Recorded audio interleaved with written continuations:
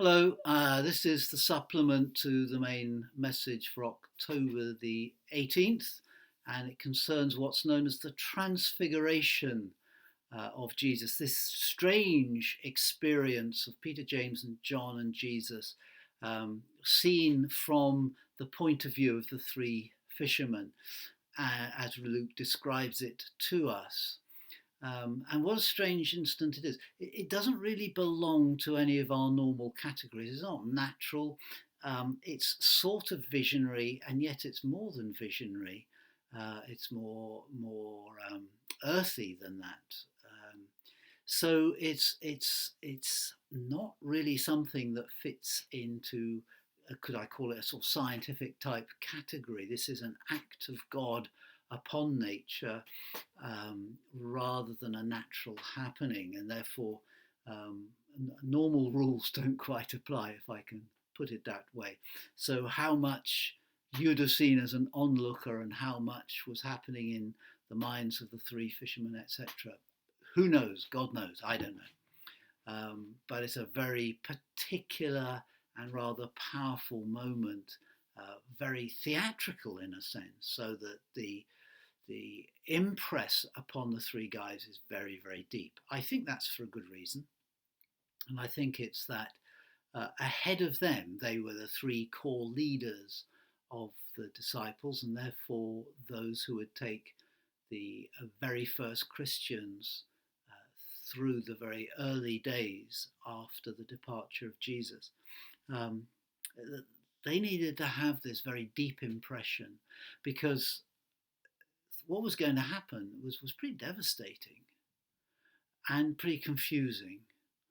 And at times, it would be a drawn out slog through discouragement and hardship.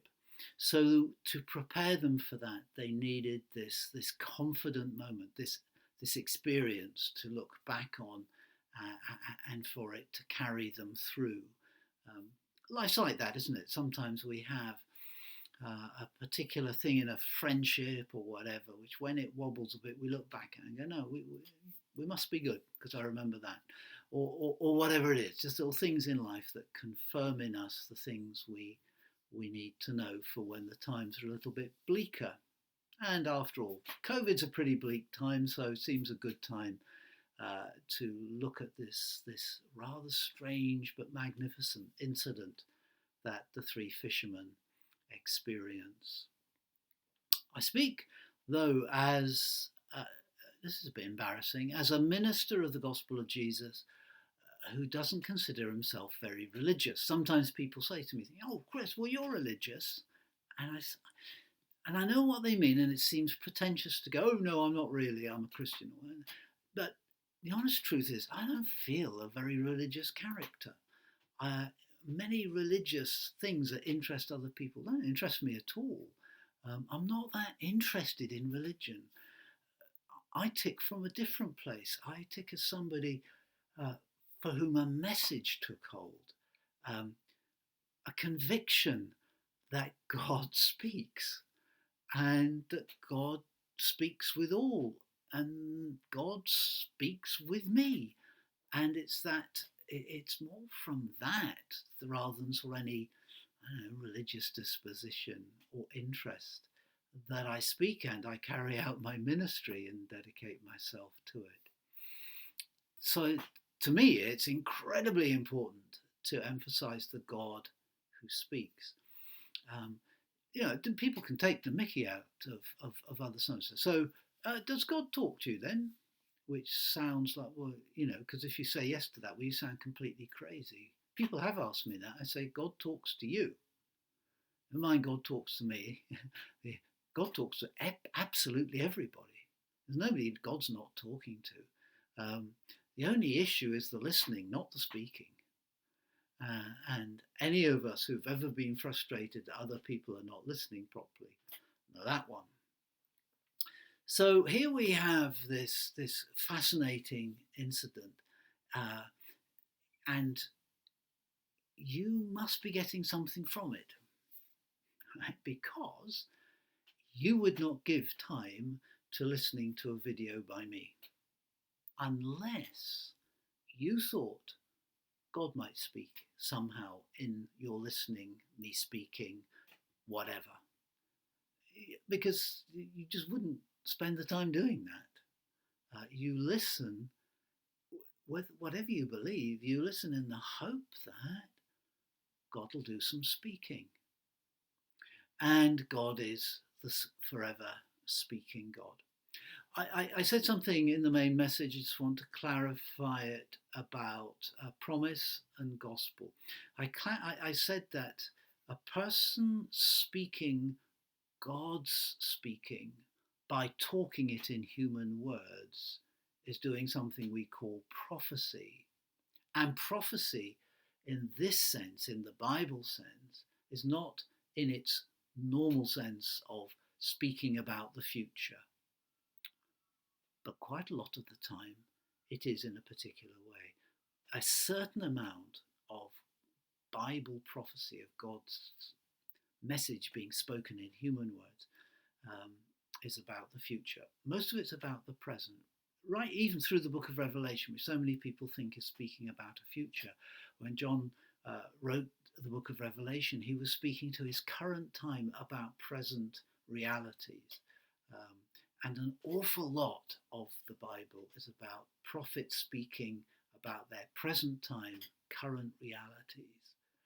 But when people are speaking God's word, then it is normal for it to have implications beyond their current time, beyond their current situation, beyond the people they're speaking to.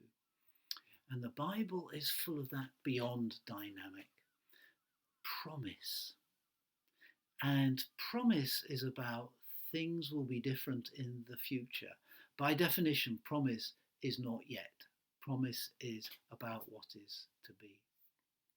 And we have promise in the gospel of Jesus. But not just promise. Promise needs to be anchored in something. And so that day on the hillside, God was anchoring these three guys with an emphatic experience so that listening to Jesus, they could receive the promises of God and give those promises credibility. Trust them, live by them. The promises of God in the message of Jesus are primarily underscored by the resurrection of Jesus from the dead. After all, that's something only God could do, to transform death and to transform life in that kind of way. So the question becomes, am I listening? Am I listening? Every teacher, every preacher, in fact, every person who's ever tried to communicate anything to anybody knows that the hardest thing is to get your listeners to listen. And sometimes when you say, I don't think you're listening to me, they go, yes, I am. I say that to Carol all the time. Yeah, I am listening. But quite often she'll go, no, you're not. And I have to admit, I'm listening, but I'm not listening. So if God is speaking, as I'm saying, 1,000,000 times a moment in 1,000,000 different ways, the point of the message that I've shared as the main message is to encourage us to do the listening. Our faith is a listening faith because we have a teacher, a rabbi, Jesus, and we need to do an awful lot of listening. And as with all learning by listening, by paying attention, we have a problem, which is often we've already decided what the teacher means. And that gets in the way sometimes of hearing what the teacher's saying, because we've got a filter between us and the teacher. We can only hear what we expect the teacher means, what we think the teacher must mean, what somebody else has told us the teacher must mean. It takes a very particular effort to do some real listening. How about, digging open the Bible with some real listening? Taking a walk to listen to the buzzing of a bee's wing or the the coolness of a winter breeze or whatever it is, and do some listening. Really, really listen. God said to them, "This is my son, whom I've chosen. Listen to him."